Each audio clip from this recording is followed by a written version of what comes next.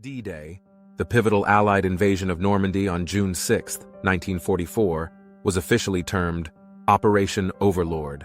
The name was chosen to reflect the grand scale and supreme importance of the operation.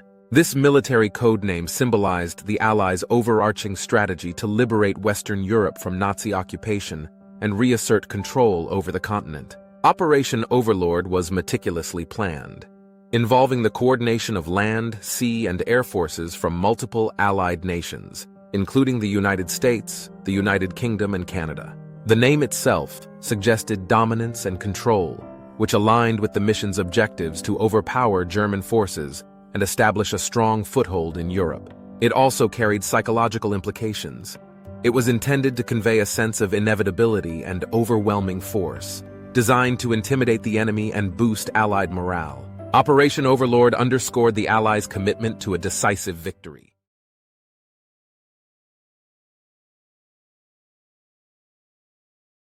Lieutenant Herbert Denham Brotheridge was an officer in the British Army, serving in the 6th Airborne Division. On D-Day, Brotheridge was tasked with one of the most critical and daring missions, the capture of Pegasus Bridge, which spanned the Caen Canal near Bénouville.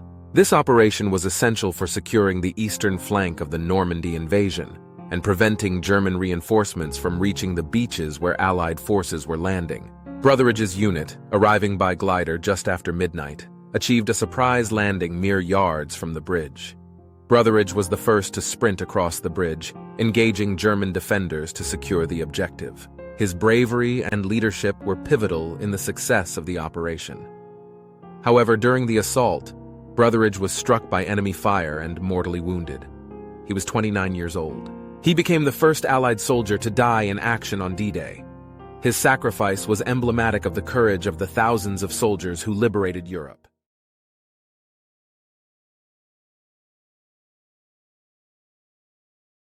A paratrooper with the U.S. Army's 82nd Airborne Division, Private John Steele, participated in the massive airborne assault on June 6, 1944. The mission was to drop behind enemy lines and disrupt German defenses before the main beach landings.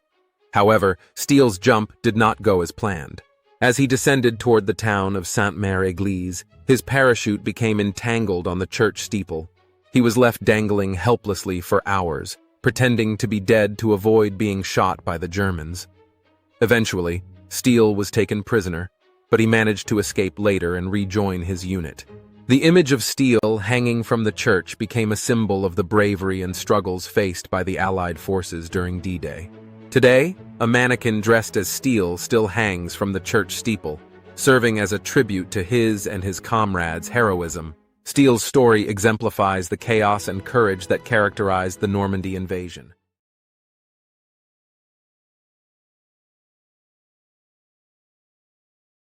On D-Day, the 2nd Ranger Battalion was tasked with scaling the 100-foot cliffs at Pointe du Hoc, a German stronghold situated between Omaha and Utah beaches. The Germans had installed a network of artillery guns capable of wreaking havoc on the Allied landings below, and the Rangers' mission was to destroy these guns. Just after 7 in the morning, after a perilous approach by sea, Lieutenant Colonel Rudder's men began scaling the sheer cliffs using ropes, ladders, and grappling hooks while under heavy enemy fire.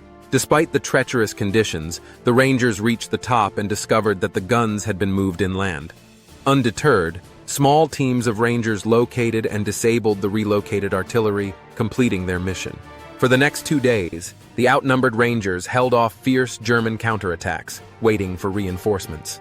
Of the 225 men who began the assault, only 90 were still able to fight by the end of the operation.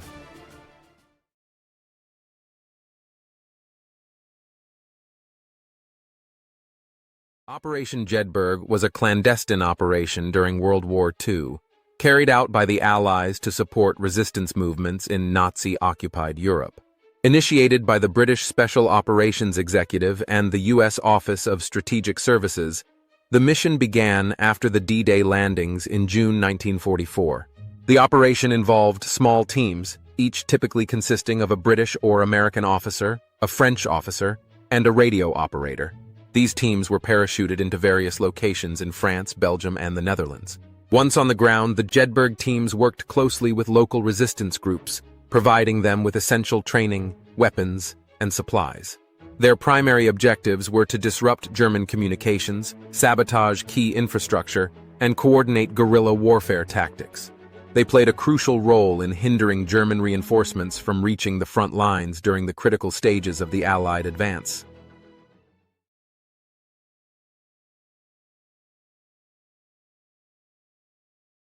Operation Pluto was a critical logistical project during World War II, designed to supply fuel from Britain to the Allied forces in Normandy following the D-Day invasion. The operation involved laying pipelines across the English Channel to circumvent the risks and limitations of tanker ships, which were vulnerable to German submarines.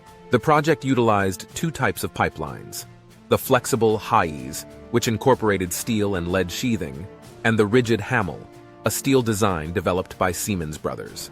The pipelines were laid using modified ships and massive floating drums around which the pipeline was wound. Despite numerous technical challenges, including maintaining pressure and ensuring the integrity of the lines over long distances and under harsh conditions, Operation Pluto was successful. By the end of the war, the pipelines had delivered over 172 million gallons of fuel to the Allied forces, significantly contributing to their mobility and efficiency.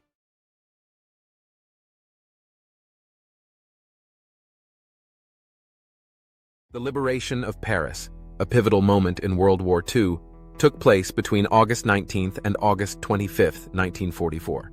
As Allied forces pushed into France after the successful D-Day landings, the French resistance in Paris, eager to reclaim their city from Nazi occupation, initiated an uprising. The situation in Paris grew tense as the resistance fought German forces, resulting in street battles and skirmishes.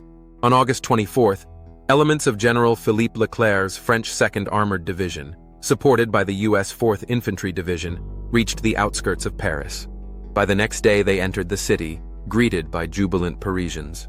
After fierce fighting, the German garrison surrendered, defying Hitler's orders to destroy the city. Charles de Gaulle, leader of the Free French forces, delivered a triumphant speech, symbolizing the restoration of French sovereignty.